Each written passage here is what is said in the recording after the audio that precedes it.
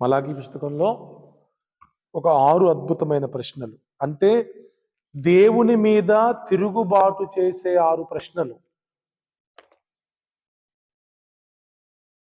దేవుడు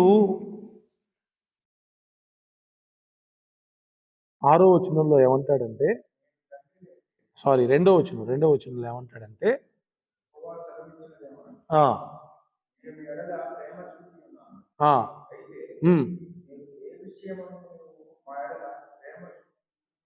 దేవుడు వచ్చి ఇశ్రాయేలు ప్రజలతో ఏమంటున్నాడంటే, అయ్యా నేను మీ ఎడల ప్రేమ చూపుచున్నాను అన్నాడు. వినండి, వాళ్ళు ఏమంటున్నారంట, ఏది నీ ప్రేమ ఏదయ్యా, ఏడ ప్రేమిస్తున్నావు మమ్మల్ని, ఏ విషయంలో ప్రేమ చూపెడుతున్నావు మాకు అని ఎవరంటున్నారు? ఎవరిని అంటున్నారు? ఎవరికి ఆన్సర్ ఇస్తున్నారు? చూసారా, ఆన్సర్ కరెక్టేనా? అట్లా నేను ఆన్సర్ ఇచ్చేది ఎవరికి? దేవునికి ఆన్సర్ ఇచ్చేది అట్లేనా? ఇంకొకటి 6,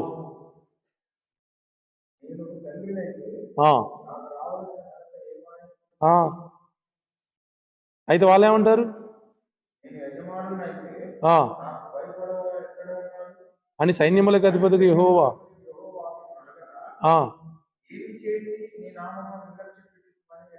అంతే. ఏంది, ఎందుకు మిమ్మల్ని మేము ఎక్కడ ఏం తక్కువ చేస్తున్నాం, ఏం నిర్లక్ష్యం చేస్తున్నాం? దేవుని బాధ ఏంటి? అయ్యా నాకు మీ ద్వారా ఘనత రావట్లేదు, తండ్రినైతే నాకు రావాల్సిన ఘనత ఏది? ఇంకా మీరు భయపడాలి కదా అంటే ఎందుకు భయపడట్లా? ఎందుకు గణపరచట్లా? ఏంటంటే ఆ ప్రశ్న ఏంటి? ఏమి చేసి నీ నామమును నిర్లక్ష్య పెట్టాం మేము? ఇట్లాంటి 6 ప్రశ్నలు ఉంటాయి మీకు హోంవర్క్. మిగతా 4 ఇంకోటి చెప్తా, మిగతా 3 నాకు రాసుకొని రండి వచ్చే ఆదివారం కల్లా. మలాకీ పుస్తకం అంటే పెద్దదేం కాదు, చిన్న అధ్యాయాలు 4 ఉంటాయి. 3వది మనకి ప్రాముఖ్యమైంది 7వ వచనమా 8వ వచనం? అది ఒక్క నిమిషం.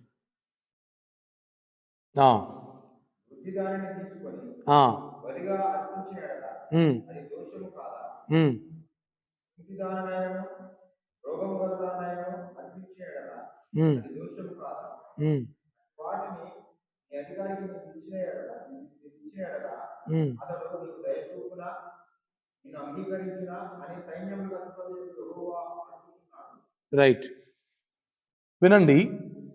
మీకు మిగతా 2 చెప్పాను, మిగతా 4 మీరు రాసుకొని రండి. ఇప్పుడు మన వాక్యానికి సంబంధించిన ఈ దినానికి సంబంధించిన మాట ఏంటంటే 7వ వచనం, నా బలిపీఠం మీద అపవిత్రమైన భోజనమును మీరు అర్పించుచు ఏమి చేసి నిన్ను అపవిత్ర పరిచితమని మీరు అందరూ. ఇది ప్రశ్న, ఇది 3వది. ఇప్పుడు వాళ్ళు ఏం చేస్తున్నారు?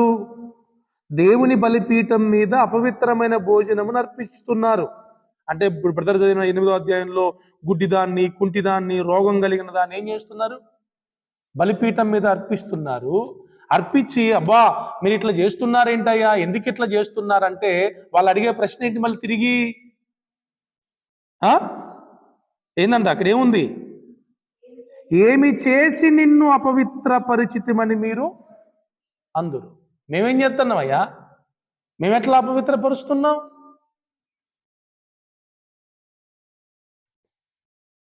ప్రభు అంటారు, యెహోవా భోజనపు బల్లను నీచపరిచినందు చేతనే కదా.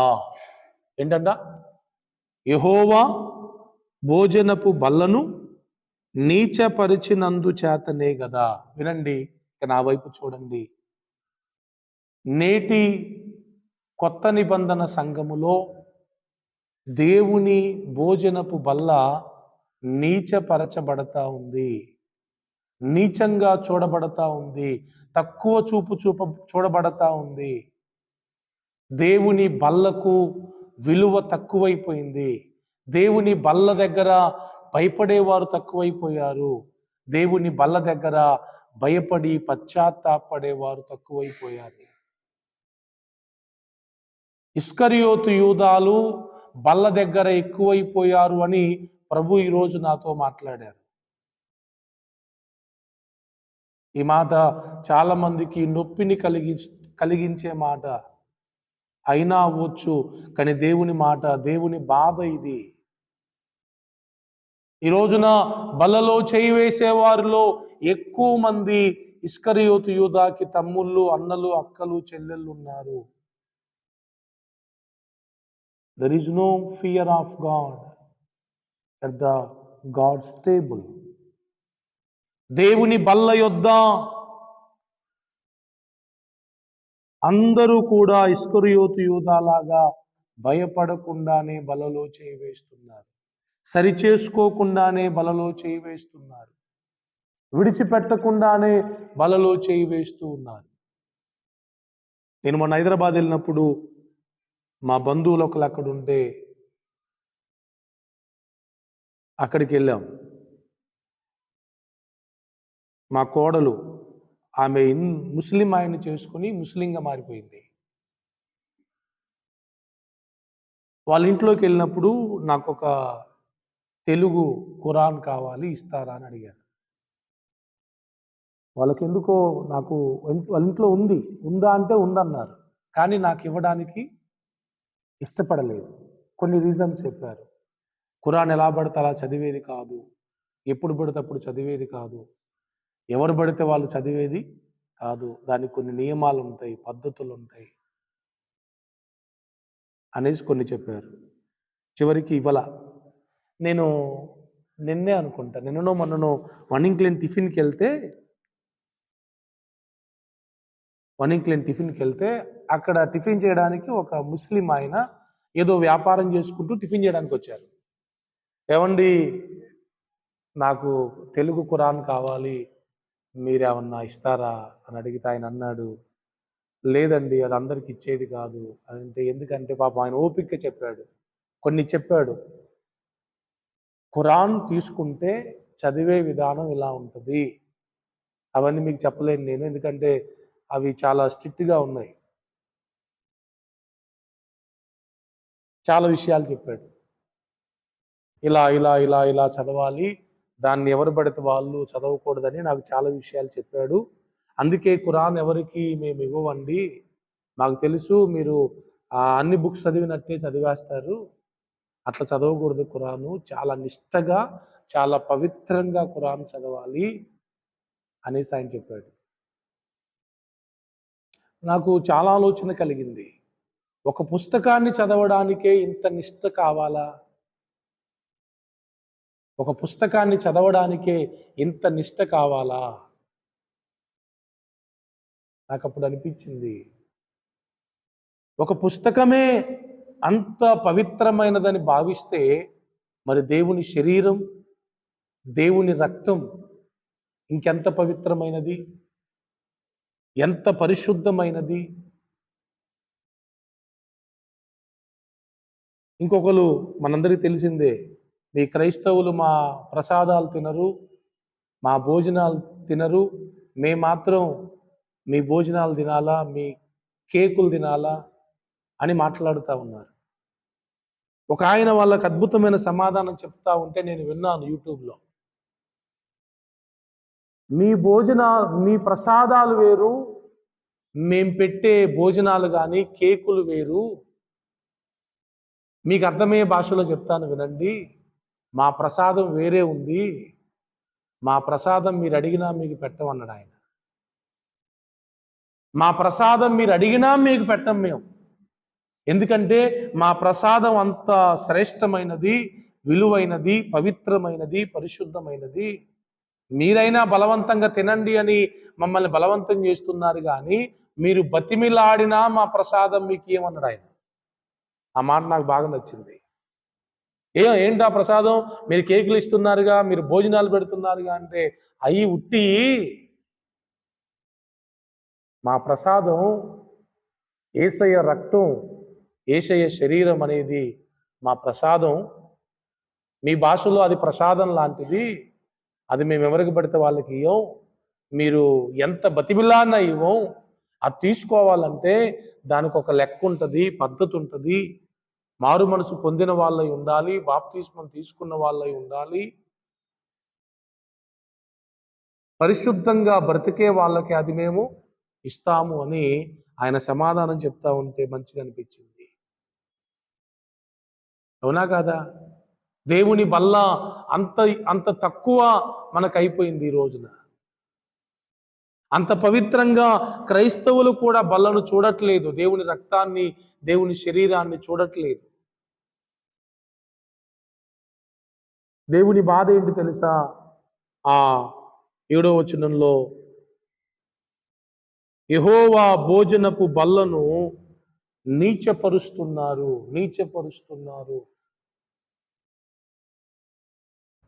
ఇది ఎంత భయంకరమైన పాపమో.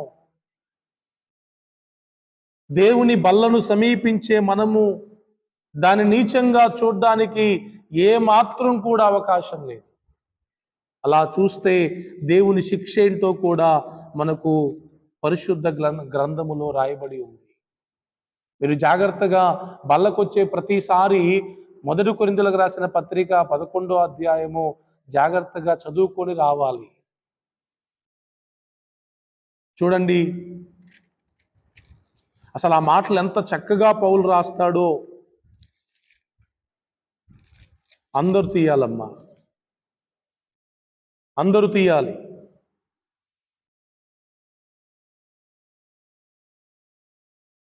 ఇరవై 23వ వచనం నుంచి నేను చదువుతున్నాను, చూడండి. 11:23 1 కొరింథీ. నేను మీకు అప్పగించిన దానిని ప్రభువు వలన పొందితిని.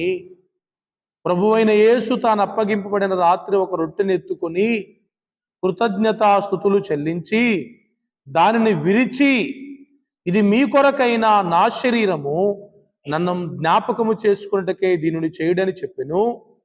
ఆ ప్రకారమే భోజనమైన పిమ్మట ఆయన పాత్రను ఎత్తుకొని, ఈ పాత్ర నా రక్తం వలనైన కొత్త నిబంధన, మీరు దీనిలోని త్రాగునప్పుడల్లా నన్ను జ్ఞాపకము చేసుకున్నట్టుకే దీనిని చేయుడని చెప్పాను. ఇది చాలా ప్రాముఖ్యం. 26వ వచనము నుండి, మీరీ రొట్టెను తిని ఈ పాత్రలోనిది త్రాగునప్పుడల్లా ప్రభువు వచ్చు వరకు ఆయన మరణమును ప్రచురించుదురు. సువార్త చేయకుండా దేవుని బల్లలో చేయి వేయడం అనేది దేవుని బల్లను నీచపరచడమే. This is the first thing. బల్లలో చేయి వేయు వారులారా, దేవుని బల్లలో చేయి వేయాలంటే ఖచ్చితంగా నీవు దేవుని మరణాన్ని, పునరుత్థానాన్ని ప్రచురించే వారిగా ఉండాలి. అలా లేకపోతే you are unfit to take Lord's supper. దేవుని బల్లను సమీపించడానికి మీరు అనర్హులు. ఆయన మరణాన్ని ఖచ్చితంగా ప్రచురించాలి. కరపత్రాలు తీసుకోమంటే ఎంతమంది ముందుకొచ్చారు? అంటే ముందుకు రాకపోయినా ఏం కాదులే అనే ధైర్యమేగా మీది. ఏసన్న గారు టిఫినే చేయడంటండి. లార్డ్ సప్పర్ తర్వాత ఒక వ్యక్తికి సువార్త అందించకుండా టిఫిన్ కూడా చెయ్యని వ్యక్తి ఆయన. అప్పటికి ఆయన ఎంతో మంది ఆత్మలు రక్షించాడు, ఎంతో మందికి సువార్త ప్రకటించాడు, వేల మందికి బాప్తిస్మాలు ఇచ్చాడు. అయినా ఆయన ఏమనుకున్నాడు? నేను ఒక రోజున టిఫిన్ చేయాలంటే ఖచ్చితంగా టిఫిన్కి ముందు దేవుని సువార్తను ప్రకటించాలి అని. ఏది సీరియస్నెస్ ఈ రోజున సంఘములో? ఎంతమందికి ఉంది ఈ సీరియస్నెస్? బల్ల తీసుకున్నావు, మళ్ళీ బల్లకొచ్చే లోపు ఎంతమందికి సువార్తను ప్రకటించావు నీవు? ఆయన మరణాన్ని, ఆయన పునరుత్థానాన్ని ఎంతమందికి ప్రకటిస్తున్నారు మీరు? అంటే ఏం కాదనే కదా. ఆ మాట మీరు చదవండి. 26, మీరు ఈ రొట్టెను తిని ఈ పాత్రలోనిది త్రాగునప్పుడల్లా ప్రభు వచ్చు వరకు ఆయన మరణమును ప్రచురించుదురు. ఇది బాధ్యత. అరే ఈరోజు నీకు అన్నం పెట్టను రా, నువ్వేం పని చేయలేదు కదా అంటారా అనరా ఇంట్లో? మరి దేవుని శరీరాన్ని, దేవుని రక్తాన్ని నువ్వు తీసుకోవాలి అంటే నీ మీద ఒక భారం ఉంది. ఏంటది? ప్రభు మరణాన్ని ప్రచురించాలి. ఇది బైబిల్ చెప్పేదండి, ఇది వాక్యం. సువార్త నాకెందుకు అనేసి మానేశారు. ఇంతకుముందు మనం కరోనాకు ముందు నెలలో ఒక రోజైనా కిందో మీదో పడి కొన్ని గ్రామాలకు సువార్త చెప్పేవాళ్ళు. కరోనా వల్ల బంద్ చేశారు. ఆ తర్వాత ఈ మధ్యలో దాడులు జరుగుతున్నాయని అసలే బంద్ చేశారు. పిరికి వాళ్ళు అయిపోయారు. క్రైస్తవులు అందరూ ఏమైపోయారు? పిరికి వాళ్ళు. బైబిల్ చెప్తుంది, పిరికి వారికి దేవుని రాజ్యం లేదు, పిరికి వారు దేవుని రాజ్యంలో ప్రవేశించరు. ప్రార్థన చేయండి నా కోసం. దేవుని చిత్తమైతే నెక్స్ట్ మంత్ నేను భద్రాచలం జైలుకి వెళ్ళి ఆ జైల్లో ఉన్న వారికి సువార్త చెప్పొద్దాం అనుకుంటున్నాను. ఖచ్చితంగా ప్రార్థన చేయండి. వెళ్ళాలి, ప్రభు కోసం వెళ్ళాలి. ఎంతకాలం కాళ్ళు చేతులు ముడుచుకొని కూర్చుంటాం? తిట్టుకోవడానికి కొట్టుకోవడానికి మాత్రం మన కాళ్ళు చేతులు నోరు అన్ని పనిచేస్తాయి. ఒక మాట కింద పన్నిస్తారా? అసలు ఒక మాట కూడా పన్నీరు. కానీ సువార్త చెప్పడానికి నోరు రాదు, చేతులు రావు, కాళ్ళు రావు. మళ్ళీ మనం క్రైస్తవులం, ప్రతి నెల బలలో చేయి వేసేవారు. That is the first thing. రెండవది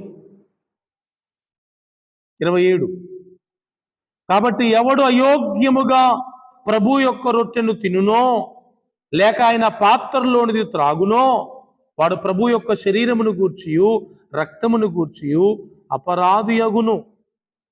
ఏందంట? అయోగ్యముగా.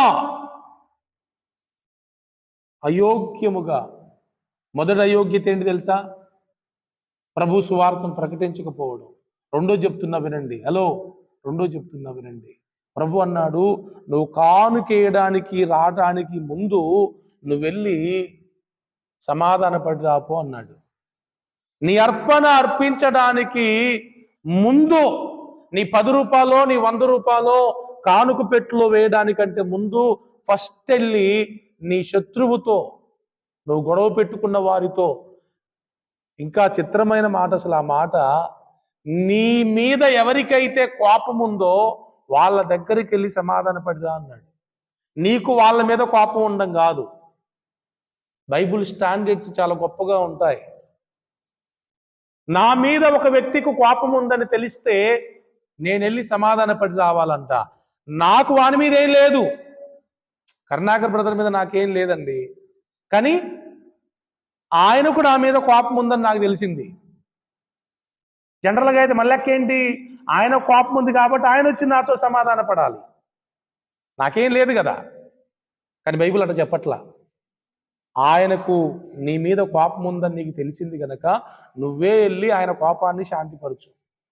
నీ కోపాన్ని నువ్వే కంట్రోల్ చేసుకోవాలా, ఆయన కోపాన్ని కూడా నువ్వే కంట్రోల్ చేయాలా.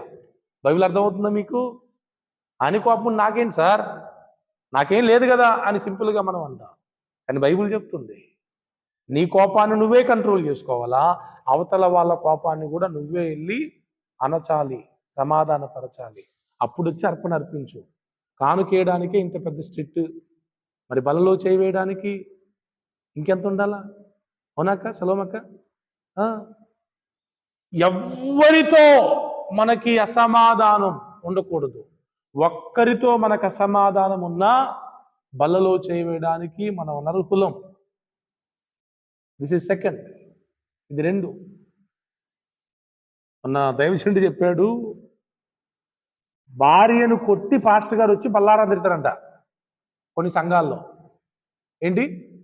భార్యను కొట్టి తిట్టి మళ్ళీ దర్జాగా స్థల బట్టలు వేసుకొని సంఘానికి వచ్చి అందరికి ఆయన బల్లారాధన ఇస్తాడంట. ఎట్లుంటది? అంటే అంత నీచమైపోయింది బల్ల, అంత నీచమైపోయింది బల్ల. మీరు కూడా, విశ్వాసులు కూడా ఇంట్లో మీరు గుర్తుపెట్టుకోండి, బల్లారాధనకు ముందే గొడవలు ఎక్కువైతాయి. Do you know this? Notice this point. Note this point. This is true. బల్లకు ముందు ఖచ్చితంగా కుటుంబాల్లో గొడవలు అవుతాయి. మనం చాలా జాగ్రత్తగా ఉండాలి. అక్కతో అవ్వచ్చు, చెల్లితో అవ్వచ్చు, అన్నతో అవ్వచ్చు, తమ్మునితో అవ్వచ్చు, భార్యతో అవ్వచ్చు, భర్తతో అవ్వచ్చు, పిల్లలతో అవ్వచ్చు, ఇరుగు పొరుగు వారితో అవ్వచ్చు. ఆ హృదయంతో వచ్చి నువ్వు బలలో చేయి వేస్తే అది అయోగ్యం. అది అయోగ్యం. సమాధాన పడొచ్చి బలలో చేయి వేయాలి. ఎవరితో నువ్వు గొడవ పెట్టుకున్నావో, పోయిన బల్లారాధన నుంచి ఈ బల్లారాధన వరకు ఎవరితో నీ గొడవ అయిందో, అసమాధానం ఉందో వారందరితో సమాధాన పడొచ్చి బలలో చేయి వేయాలి. I want mobile. అర్థమవుతుందా? నీకు అర్థమవుతుందా? బల్ల అంటే అంత సులభమైనది, అంత తేలికైనది కాదు. మీకు అర్థం కాదు పరిశుద్ధుల బాధలు. తెలుసా? పరిశుద్ధులకే ఎందుకు బాధలంటే, మరి వీటన్నిటిని కాపాడుకోవాలంటే ఏం చేయాలా? ఇవన్నీ పడాలి. కావాలనే రెచ్చగొడతారు, కావాలనే రెచ్చగొడతారు.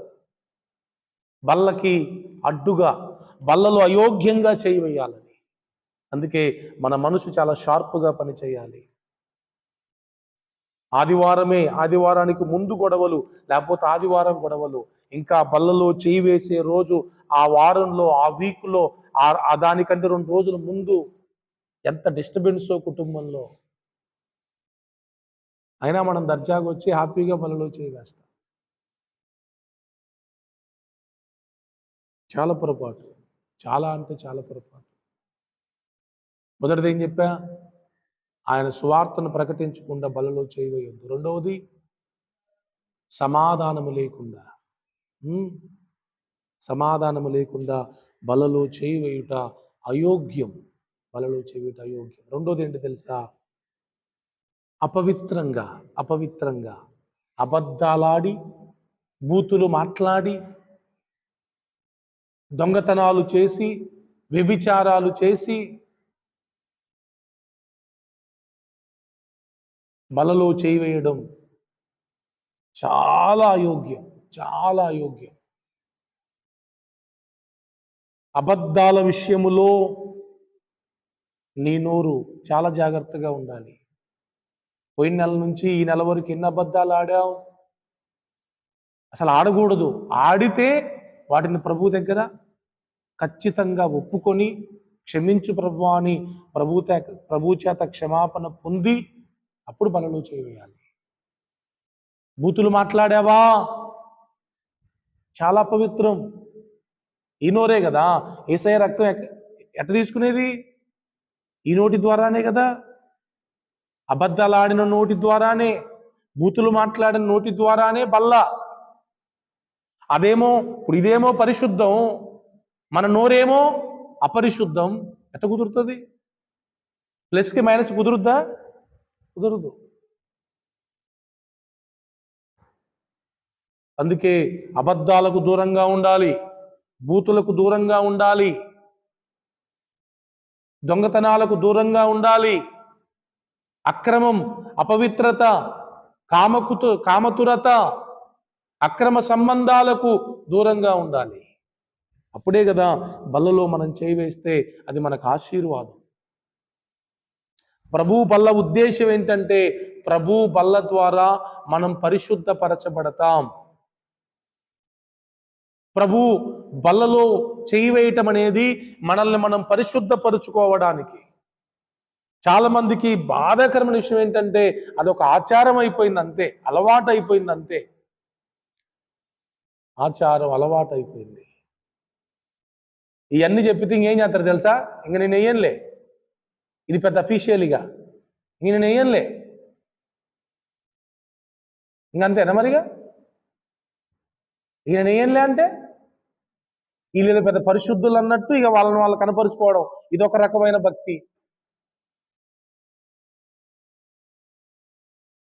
తప్పు. అట్లా చేతనైతే నీకు రోషం ఉంటే, పౌరుషం ఉంటే సరి చేసుకో, అంతేగాని ఏం లే అంటే అట్ట సరిపోయింది. ఏం లే అంటే సరిపోయిందిగా.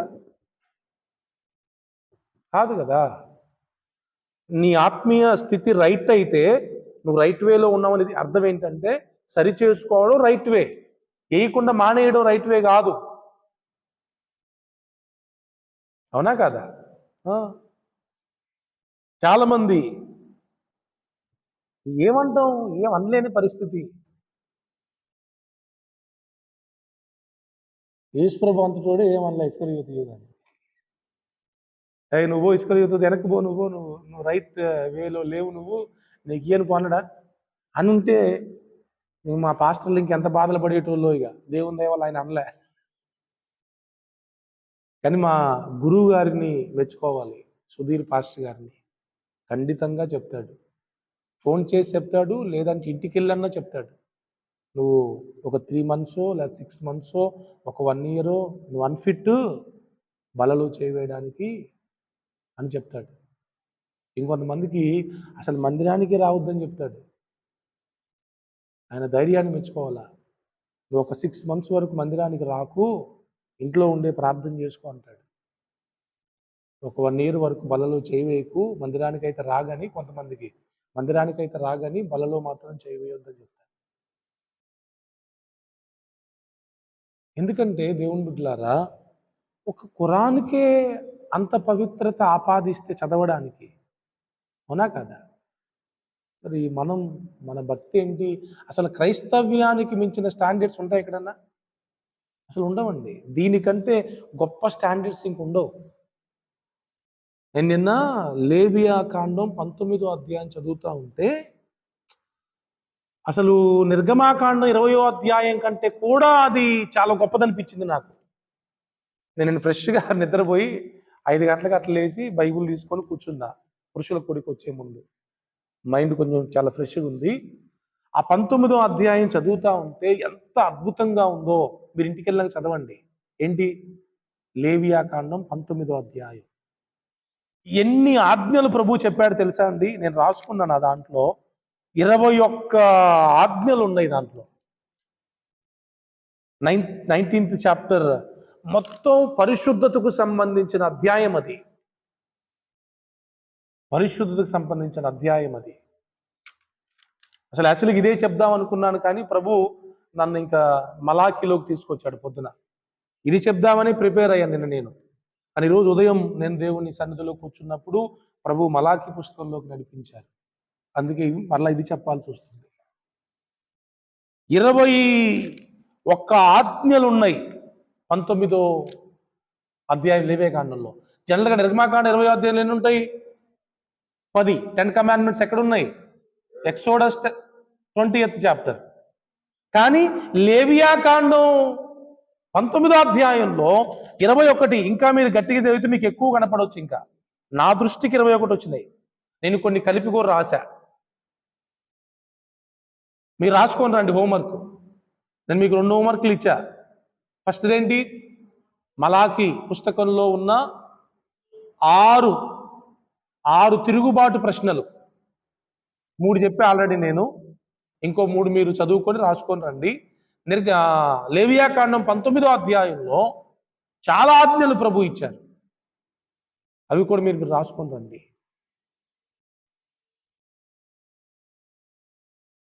హల్లెలూయా, స్తోత్రం, హల్లెలూయా. రైట్, టైం అయిపోయింది. నేను చాలా విషయాలు చెప్పాలని వచ్చాను, కానీ గుర్తుపెట్టుకోండి 3 ముఖ్యమైన విషయాలు చెప్పాను నేను. 1, అయోగ్యంగా చేయవేయడం అంటే ఆయన మరణాన్ని పునరుత్థానాన్ని ప్రకటించకుండా బలలో చేయవేయడం. 2, అసమాధానముగా ప్రభు బలలో చేయవేయడం. బైబిల్ చెప్తుంది సమాధానమే మనకి దేవుడిచ్చిన అవకాశం. ఈయనతో మాట్లాడకపోయినా ఏం కాదులే అని ఆప్షన్ దేవుడు ఇయ్యలే మనకి. జనరల్గా లోకల్ ఎట్లుంటుంది? ఈయనతో నాకేం పని, ఆయన ఎందుకు పలకరియాలా, ఆడొత్తే ఎంత రాకపోతే ఎంత అనేది ఉంటుంది కామన్గా. కానీ బైబిల్లో అట్లా లేదు. అందరితో సమాధానం. మళ్ళీ సహవాసం కొందరితోనే, సమాధానం మాత్రం అందరితో. దాంట్లో అసలు ఆప్షన్ లేదు నీకు. ఇక మూడవది, అపవిత్రంగా అస్సలు బలలో చేయవేయొద్దు. మన చేతులు అపవిత్రమైన వాటిని తాకకుండా చూసుకోవాలి. మన కళ్ళు అపవిత్రమైన వాటిని చూడకుండా జాగ్రత్త పడాలి. మన చెవులు అపవిత్రమైన వాటిని వినకుండా జాగ్రత్త పడాలి. మన పాదాలు అపవిత్రమైన మార్గాల్లో వెళ్లకుండా జాగ్రత్త పడాలి. ఈవెన్ అవర్ థాట్స్, మన ఆలోచనలు కూడా అపవిత్రపరచబడకుండా చూసుకోవాలి. అది పరిశుద్ధత అంటే. అది పరిశుద్ధత అంటే. ఎస్, అంత పరిశుద్ధంగా బలలో చేయివేయాలి. ఏమనుకుంటున్నారు బల్ల అంటే? ఇవేవి లేదు అంటే మలాకి పుస్తకంలో చెప్పినట్లుగా నీవు దేవుని బల్లను అపవిత్రపరుస్తున్నావు, నీచంగా చూస్తున్నావు. దానికి తగిన పనిష్మెంట్ ఖచ్చితంగా నీ జీవితంలో ఉంటుంది. అట్లని భయపడి అమ్మోని నేనని పాపంలో కొనసాగటం కాదు, సరిచేసుకొని బల్లలో చేయి వేయడమే రైట్ వే. సైతాను కొంతమందికి ఈ జ్ఞానం ఇచ్చింది. ఏంటి? బల్లలో చేయి వేయకుండా ఉండే జ్ఞానం ఇచ్చింది. అది దేవుని జ్ఞానం కాదు, అది దెయ్యపు జ్ఞానం. అది దేవుని జ్ఞానం ఏంటంటే సరిచేసుకొని విడిచిపెట్టి కడుక్కొని ప్రభు బలలో చేయి వేయాలి. కాళ్ళు కడుక్కొని రా అన్నం పెడతా, చేతులు కడుక్కొని అన్నం పెడతానంటే నువ్వు పెడితే పెట్టలే అతలేదు, నేను ఎత్తే తింటాను చెట్ట. అది చెప్పేది ఎందుకు? బయటికి వెళ్ళి వచ్చినావు, కాళ్ళు కడుక్కొని రా, చేతులు కడుక్కొని రా, కొంచెం శుభ్రంగా భోజనం చేస్తే మంచిదని చెప్తా ఉంటే లేదు లేదు నువ్వు పెడితే పెట్టు, లేత లేదు, నేనైతే తిననంటే, ఇట్టయితే తింటా, లేత తినంటే ఎట్ట కుదురుతుంది? ఇది అస్సలు దేవుని మనస్సు కాదు, కానే కాదు, కానే కాదు. హల్లెలూయా. దేవుని బిడ్డలారా, చిన్న విషయాలు అనుకుంటాం కానీ ఇవి చాలా విషయాలు, చాలా గొప్ప విషయాలు.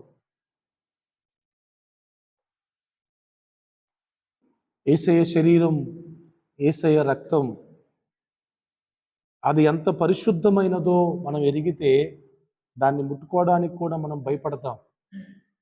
ఎస్, రోజున బల్ల అంటే చాలా సింపుల్ అయిపోతా ఉంది. చేస్తున్నారు, తింటున్నారు, తాగుతున్నారు, సైలెంట్గా వెళ్ళిపోతున్నారు. కానీ అది కాదు, అది కాదు. దైవజనుడు చెప్పారు మొన్న, ఉపవాసముతో ప్రభు బలను సమీపించాలంట. ఏంటమ్మా? ఉపవాసముతో ప్రభు బలను సమీపించాలా. ఇంకోటి ఏంటి తెలుసా? దేవుని వాక్యం వినకుండా బలలో చేయవేయడం మంచిది. కొంతమంది ఆ టయానికి వస్తారు. ఏ టయానికి? బల్లారాధన టయానికి వస్తారు. అట్లా కాదు కదా. దేవుని ఇప్పుడు ఏం తిన్నావు కాబట్టే నీకేం చేయాలో అర్థమైద్ది. ఇప్పుడు వచ్చి బల్ల నాకేమంటే ఎట కుదురుతుంది? అవదు కదా. బల్లలో చేయి వేయడానికి ఉపవాసముతో, ఇంకా చెప్పనా మీకు, శుక్రవారం నుండే మీ సిద్ధపాటు ఉండాలి. అమ్మా, 3వ ఆదివారం బలలో చేయి వేస్తున్నారంటే సిద్ధపాటు ఎప్పటి నుంచి ఉండాలి? శుక్రవారం నుండే మీ సిద్ధపాటు ఉండాలి. ఎస్, సిద్ధపాటు శుక్రవారం నుండే ఉండాలి. శుక్రవారం సిద్ధపడాలి, శనివారం సిద్ధపడాలి. ఇక్కడికి వచ్చి ఇక్కడ ప్రార్థన చేసుకొని ఇక్కడ బలలో చేయవేయటం కాదు. ఇక్కడ ఎంతసేపు ప్రార్థన చేస్తాం? టైం ఉంటుందా మనకి? ప్రార్థన చేయడానికి గంట ప్రార్థన చేసి బలలో చేయవేద్దామన్న టైం ఉంటుందా? కొంతమంది తింగరి పిల్లలు ఎగ్జామ్ హాల్ దగ్గర కూడా పుస్తకాలు పట్టుకొని పోతారు చదవడానికి. ఆ టైం అయితే వీళ్ళు గబగబ తీస్తాడు. అది చదివితే ఏం గుర్తుంటుంది ఆ టెన్షన్లో? అక్కడ కాదు సిద్ధపడేది, నువ్వు ఇంటి దగ్గర సిద్ధపడి హాయిగా నువ్వు ఫ్యాట్ పట్టుకొని ఎగ్జామ్ హాల్కి వెళ్ళాలి. అది సిద్ధపాటు అంటే. ఇక్కడికి వచ్చినా గబగబా సిద్ధపడితే ఏం సిద్ధపడ్డది? దేవుని బల్లలో చేయి వేయడానికి శుక్రవారం నుండి మనం ఇంటి దగ్గర సిద్ధపడి ఆదివారం ప్రభు సన్నిధికి వచ్చి ఎంతో భయముతో, ఎంతో భక్తితో, ఎంతో వినయముతో, ఎంతో విధేయతతో, ఎంతో కన్నీళ్లతో ప్రభు బలలో మనం చేయవేయాలి. అది మనకు దీవెన, అది మనకు ఆశీర్వాదం, అది మనకు ఆరోగ్యం. ఇప్పుడు 1 కొరింథీ 11వ అధ్యాయం 27 వరకు చదివాం కదా. తర్వాత కూడా చదువుదాం, బలలో చేయి వేద్దాం.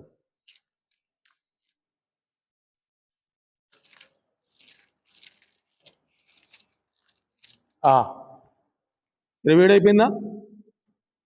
కాబట్టి ఎవడయోగ్యముగా ప్రభు యొక్క రొట్టెను తినునో లేక ఆయన పాత్రలోనిది త్రాగునో వాడు ప్రభు యొక్క శరీరమును గూర్చి రక్తమును గూర్చి అపరాధి అగును. కాబట్టి ప్రతి మనుషుడు తన్ను తాను పరీక్షించుకొనవలెను. అలాగు చేసి ఆ రొట్టెను తిని ఆ పాత్రలోనిది త్రాగవలెను. ఎలాగు చేసి? పరీక్షించుకొని ప్రభు శరీరమని వివేచింపక తిని త్రాగువాడు తనకు శిక్షావిధి కలుగుటకే తిని త్రాగుచున్నాడు. ఇందువలననే మీలో అనేకులు బలహీనులను రోగులునై ఉన్నారు, చాలా మంది నిద్రించుచున్నారు. అయితే మనలను మనమే విమర్శించుకొనిన ఎడల తీర్పు పొందక పోదుము. హల్లెలూయా. మనల్ని మనం విమర్శించుకుంటే తీర్పులో నిలబడం. Praise the lord. మోకరించండి అందరూ, కళ్ళు మూసుకోండి.